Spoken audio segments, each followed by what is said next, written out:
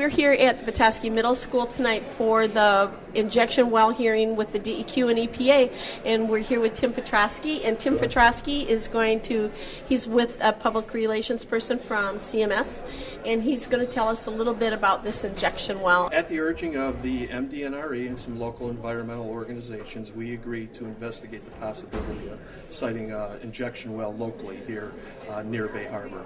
Now, we did investigate an injection well 3 years ago and found that the Antrim County area had the highest area of successfully siting an injection well, but again, at the urging of the MDNRE, we've come back and submitted an application to attempt to locate one here locally.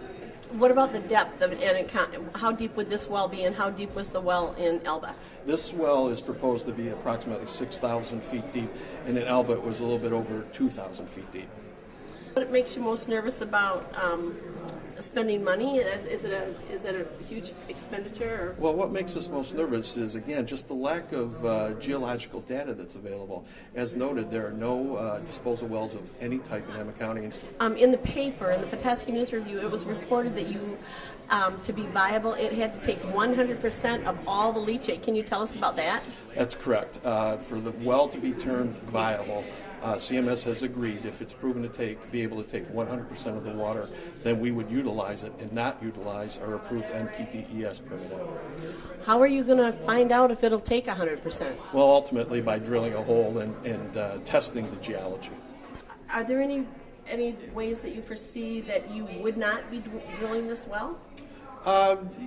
Pretty much we made a commitment to drill the well and to determine if the information in the application is accurate. Certainly we wouldn't be looking for a long, protracted legal battle associated with drilling the well. Good. And this is William Gates of the EPA. Bates. William Bates. Hello there. How are you? Hi. Can you tell us a little bit about what this deep injection well is, why we're here, and what your role is?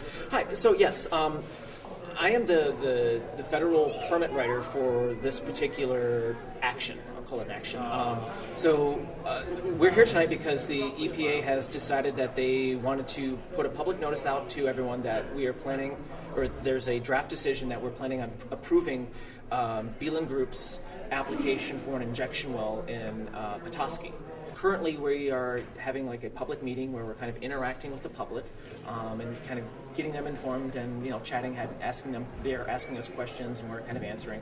Later on, we're actually going to have a public hearing, and the role of the public hearing is essentially for the EPA and the state to collect comments from the public. Proposed total depth of the well is 7,500 feet below the Earth's surface, so roughly a little over 1.5 miles-ish. The injection zone that they're looking at trying to target as far as where they're going to be disposing of their waste is called the Mount Simon Sandstone. Have you seen leachate go into areas like the Mount Simon like this before?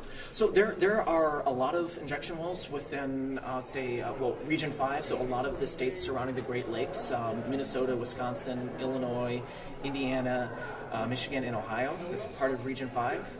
And there are injection wells that take brine that's associated with the production of oil and gas. Spent pickle liquor, there we go. The pickle liquor. Okay, so non-hazardous. Well, there's non-hazardous and there's also hazardous waste.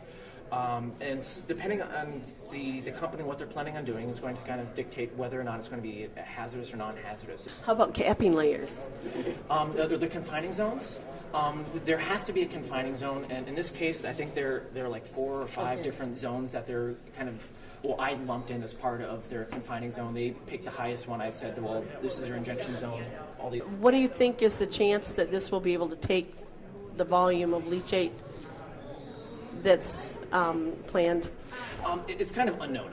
Part of the problem here is that there aren't very many wells in this area that have been drilled this deep. There are a few that were done a long time ago in search of oil and gas, and they didn't find anything, so they wanted to plug in those. None have gone down as far as the Mount Simon in Emma County, so it's kind of an unknown. When you say you're a permit writer, do you write the permit? Yes, I do.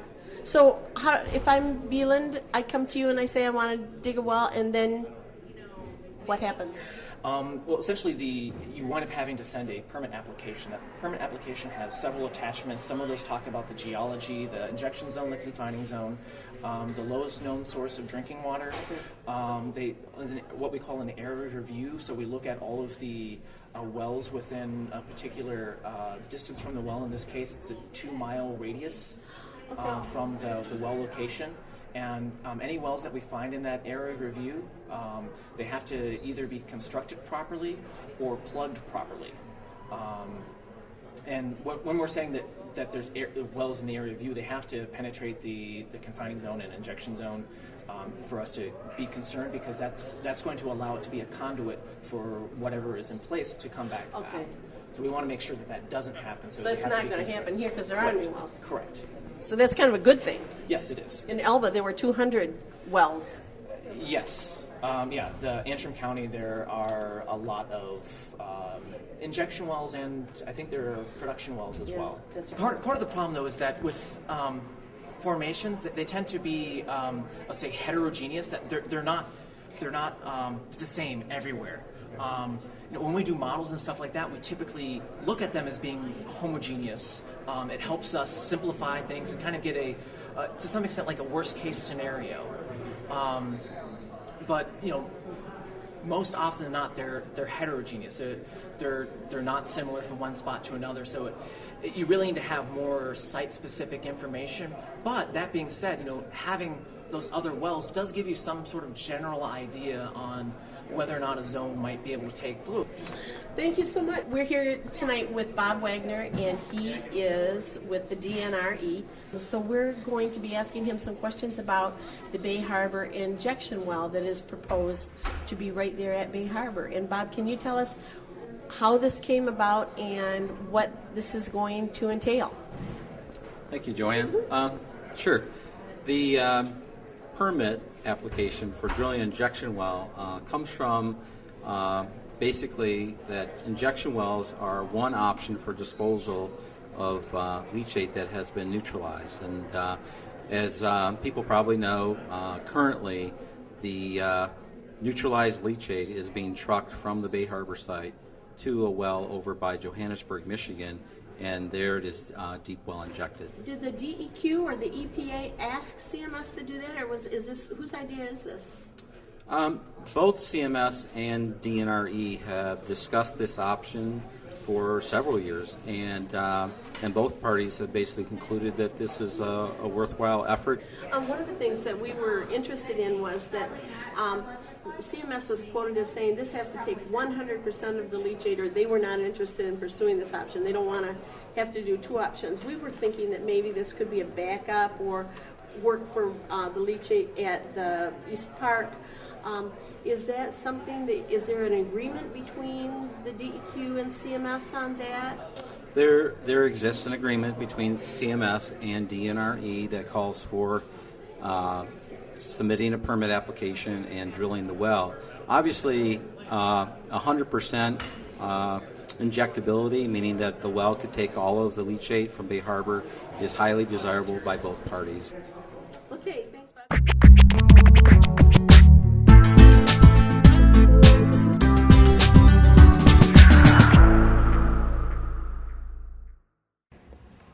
Given the geology of this area,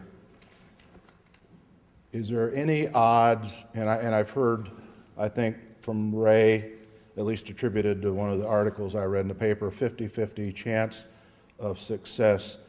The reason I say the chance is 50% is that nothing is known about the Mount Simon directly under this well site. And until the well is drilled, nothing will be known. So at this point, there are basically two outcomes. The well can be used or the well can't be used. And the only thing you can do realistically is assign an equal probability to each outcome. Can you give us just a little bit of the geology background about what you know about the Mount Simon Formation, and a little bit of is it just how porous do you think it might be? Well, the Mount Simon is what is called a blanket sandstone. It crops out at the surface in Minnesota, which is where it is named from Mount Simon, over there somewhere in western Minnesota, I believe. It's used for disposal in northern Indiana, northwestern Indiana particularly, northern Ohio, roughly the southern third of Michigan's lower peninsula. I believe there are some disposal wells in Illinois, but in Illinois and Wisconsin and Minnesota, the Mount Simon is also used for gas storage. In the Upper Peninsula, fresh water is produced from the Mount Simon, particularly in Menominee County, parts of Schoolcraft County. It will flow from some of those wells. It is artesian flow. We don't expect to find fresh water in the Mount Simon here in Petoskey at 8,000 feet. There have been a lot of wells drilled, perhaps 75 in Michigan. I didn't count them all I put on the map. We have water analyses from a couple of them, but those analyses just don't look right. The ion balance is not what it should be. In other words, there are not enough positive ions to balance the negative ions in the brine. The deepest known Mount Simon occurrences in the basin are 13,000 feet. In around Gladwin County, I believe, there was a well that reached the Mount Simon. Porosities there are in the range of 2 to 3%. We have no permeability data because no cores were taken from those wells, or at least if they were, the results were not released publicly, and no injectivity tests were conducted on them. So there's no way to use that injectivity data to calculate what's essentially an average porosity over a large space. Yeah, I'll add to that. As Ray indicated, there is quite a bit of variability due to the varying circumstances that the Mount Simon can be encountered, predominantly associated with depth, but also with deposition across that blanket sand system. When you look at the Bay Harbor location, there's been some fairly recent work that was done by Barnes in 2009, where he took a look at the potential for CO2 sequestration in the Mount Simon, deeper Cambrian age system. And the Bay Harbor location is pretty much on the border of where that research academic study indicated that depth would be essentially at a break point where a porosity would be too low to be practical for substantial CO2 injection. We've been told to think of Michigan as kind of like saucers on top of one another in the geological formations.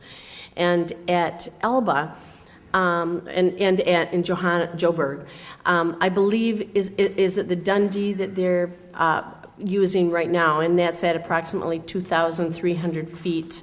How far west would you be comfortable going and using that Dundee? I believe that the Bell Shale is above the Dundee. How far west toward Petoskey before you think it's no longer suitable to use the Dundee? Yeah, there are actually two issues related to that question. One of them is obviously, as we had talked about for some of the other formations, associated with the potential for capacity. Not all Dundee wells in Michigan have significant injection capacity because of the character of porosity and permeability development, and thickness for that matter, in the Dundee. But a more important question ends up in this northwestern corner of the state being related to fluid qualities that are present naturally within the Dundee. And in the Bay Harbor area and the immediate environs, clearly the Dundee is likely to be borderline fresh water and unacceptable for a target injection zone. In addition, the potential for communication to recharge, where clearly the water would most definitely be fresh water, is too close for comfort, shall we say. And so in the immediate vicinity of Bay Harbor, it is not a plausible target. How far precisely to the east or to the south would you have to go to be able to encounter a high probability of success? I can't tell you that precisely.